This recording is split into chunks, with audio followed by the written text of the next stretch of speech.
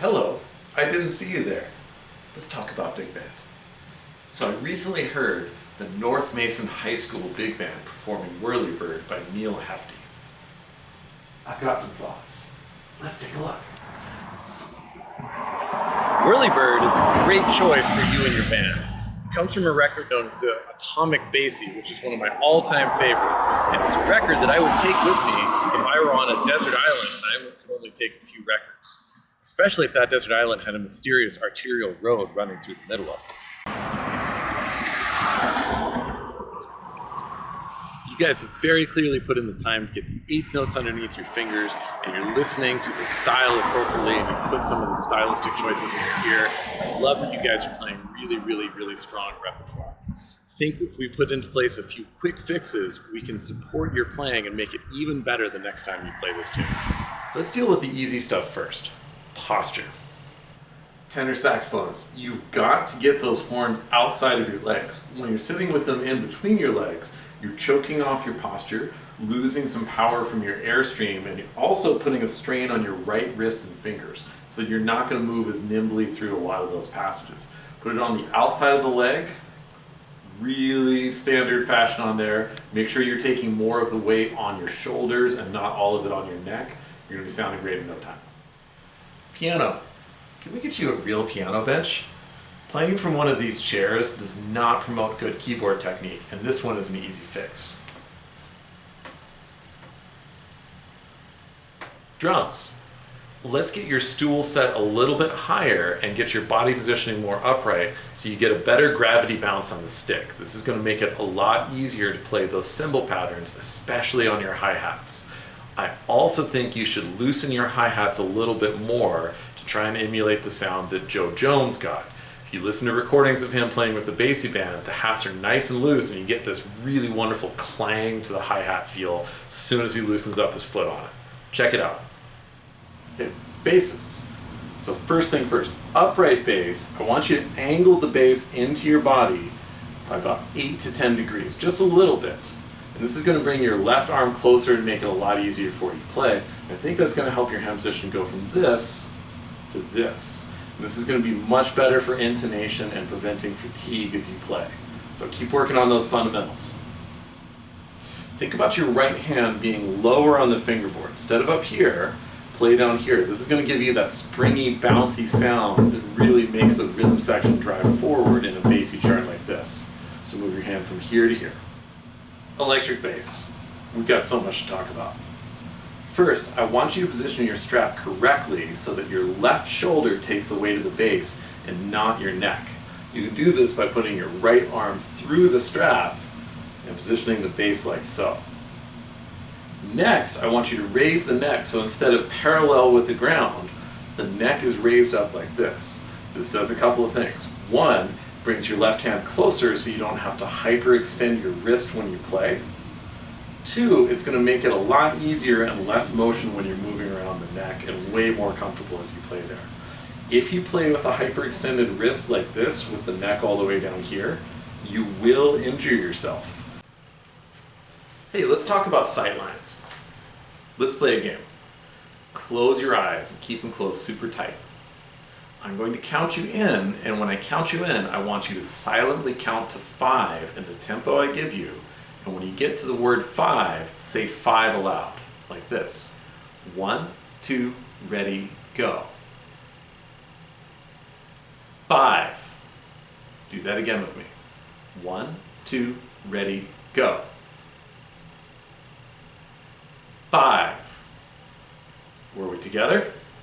It's really hard when your eyes are closed. We don't get those visual cues.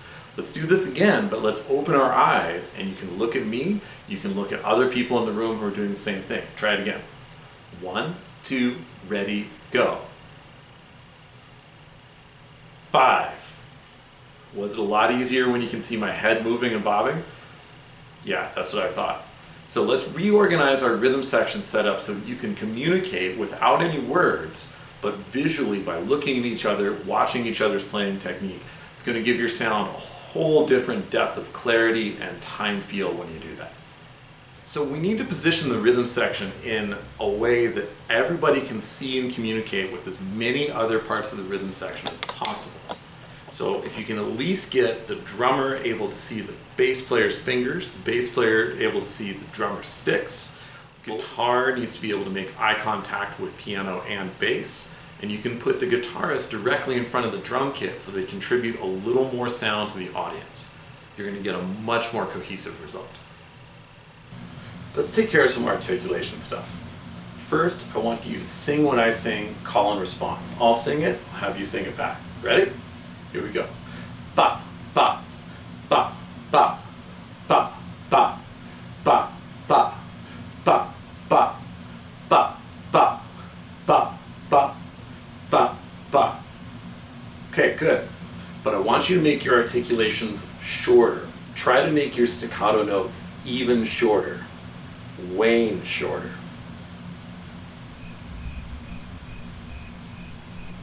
So when you play in a hall that has a little bit of echo or liveness to it, you have to make your articulations as short as you can. Otherwise, they're going to sound muddy even if you're playing them really, really together. So you always have to look for how you play in the hall you're playing in, see if it matches what you have to do on the scene in those conditions. Okay, let's try that again. Now, call and response, but we're going to add a little bit of drum track to it. Ba, ba, ba, ba, ba, ba, ba, ba. Cool. Now let's layer in, but as you layer in more rhythm section parts, think about the balance of the parts. For my play along track, I'm going to add a little bit of piano and a little bit of bass in there. But we're going to do the same thing. We don't want any one instrument to totally dominate the texture here. Here we go. Ba, ba, ba, ba, ba, ba, ba, ba. Yeah.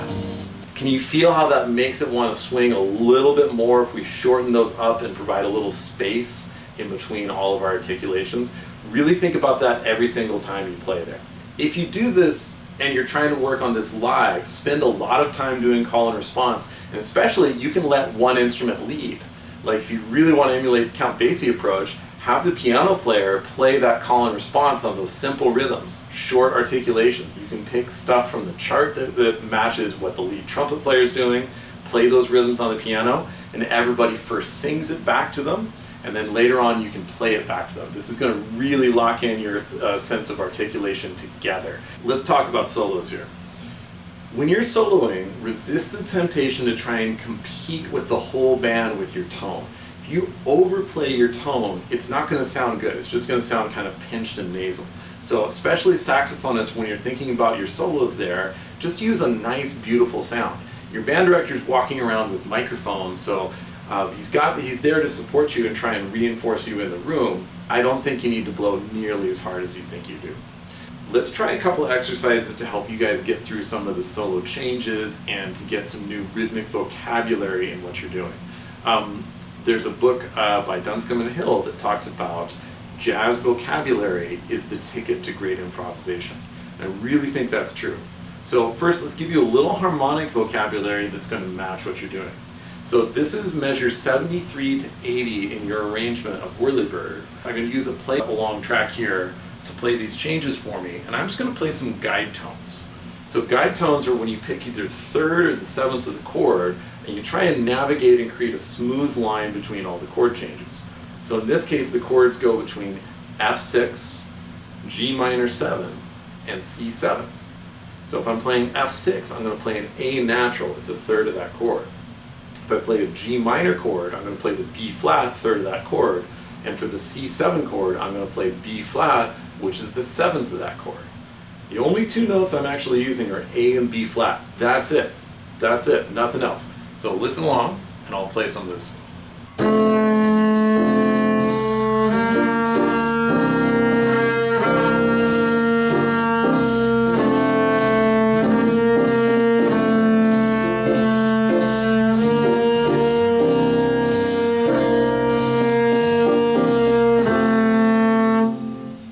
Now that I've put in some guide tones and I know where I'm going harmonically there, We can add some rhythms here. I suggest trying to add some rhythms that you've heard elsewhere in the chart. For example, if you go back to measure 9, you get this big tooty lick in the horns, ba ba da da da da. And if you pick a few simple variations on that, you could build a whole 8 measures of solo around that really easily. Have a listen.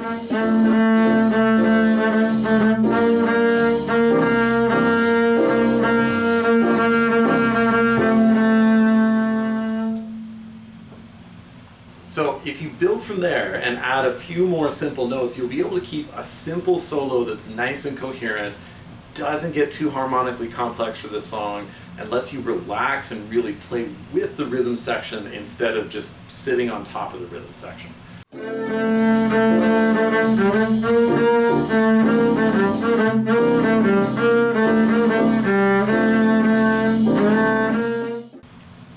That's it. I wish I had more time to work with you guys on all of these soloing tips, but keep practicing and keep working on it, and you'll sound better and better every single day.